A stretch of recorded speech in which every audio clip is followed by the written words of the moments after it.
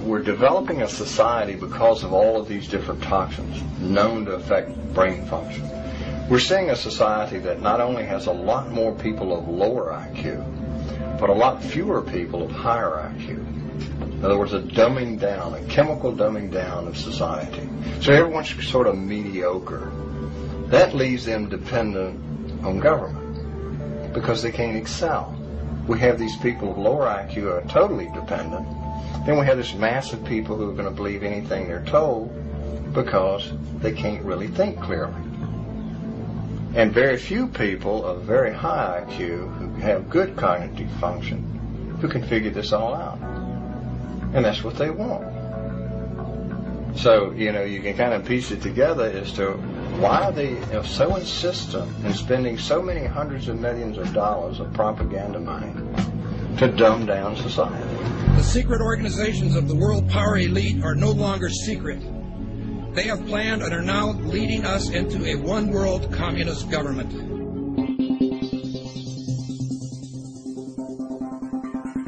It's no longer a theory.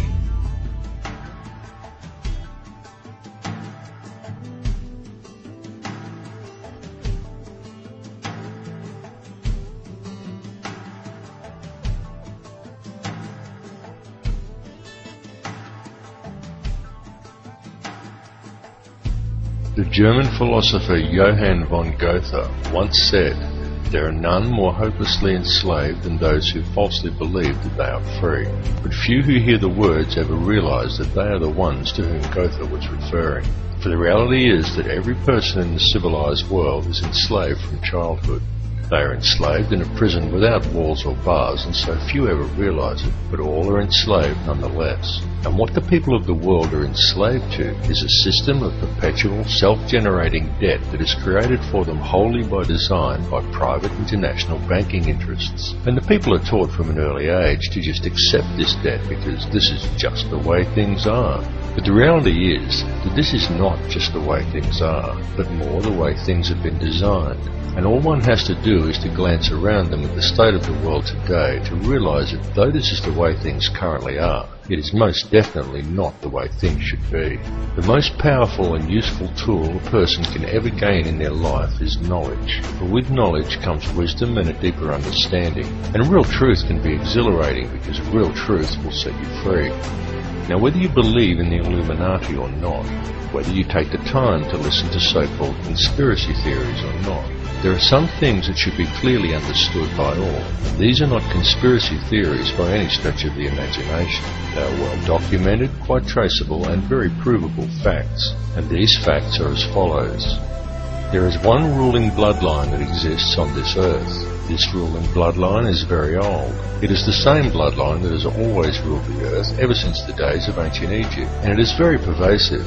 For example, many people think that anyone can get to be President of the United States, but the reality is that all US presidents have been Freemasons, and a large number of them are in fact related, and their lineage can be traced back to European monarchy, and in particular to the line of William of Orange.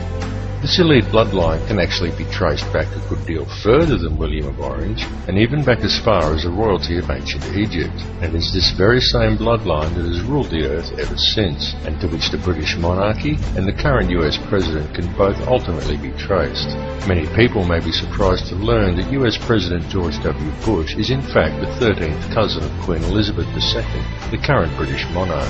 Reverence for the royal bloodline and worship of Amun-Ra is still carried out in the world today, though it is veiled and secretive, but the symbolism remains true, as always, hidden in plain view.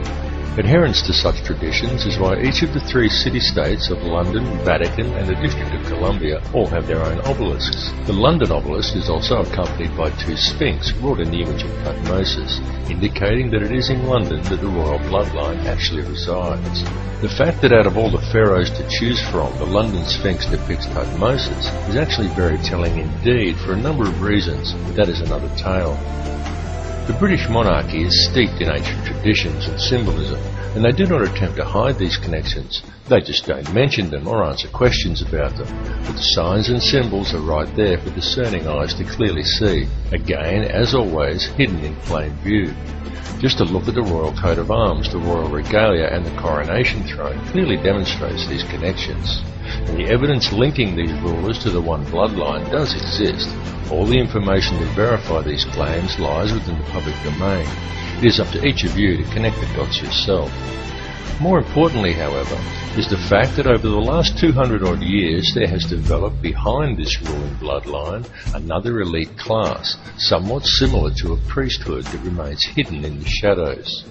This shadowy priesthood is the money changers, the international banking elite, consisting of 13 very influential families, and it is this shadowy elite who ultimately controls things from behind the scenes.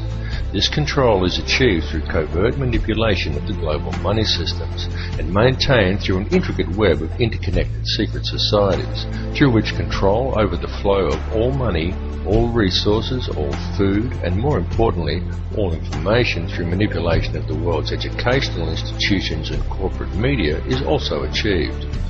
Many of these smaller secret societies are completely oblivious to the existence of the others, but all lead back to a round table of just 6, and ultimately to one at the very top that is populated by virtually a handful of individuals. It is this handful of very powerful men that controls all the other societies, and through them the heartbeat of the entire world. The society that sits at the very top was founded on Knights Templar traditions in Bavaria in 1776 by a man called Adam Weishaupt, and this is the order of the Illuminati. The man who commissioned Weishaupt for the task was Mayor Amschel Rothschild, and it was done in order to carry out a plan conceived by Rothschild and the heads of 12 other families at a secret meeting that took place in 1773.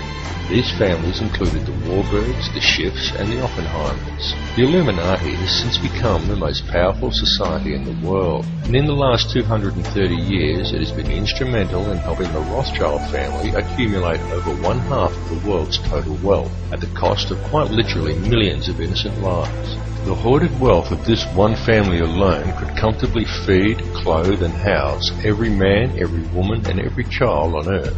And this is just one of the 13 Illuminati families.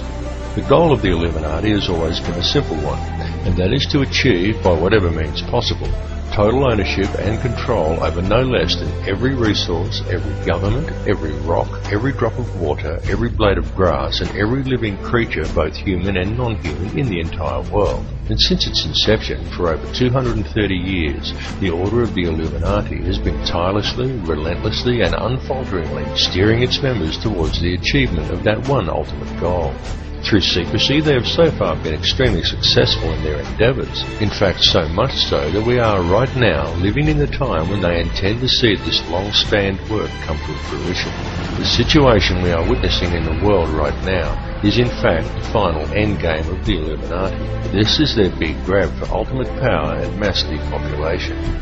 Some people claim that the Illuminati is a myth, and what is really to blame are organisations such as Zionism, but I assure you that this is not the case. It goes far deeper than Zionism, and such people have simply limited the scope of their vision. They have locked onto an answer that supports their beliefs and have refused to delve any deeper. They are not seeing the bigger picture. Greek philosopher Socrates once said that true wisdom is knowing how little we actually know, and he was absolutely correct. And this is why it is important to keep an open mind and allow your beliefs to be flexible enough to change as new knowledge is acquired. And it is important to listen to all the information and not to just that which reinforces your beliefs, because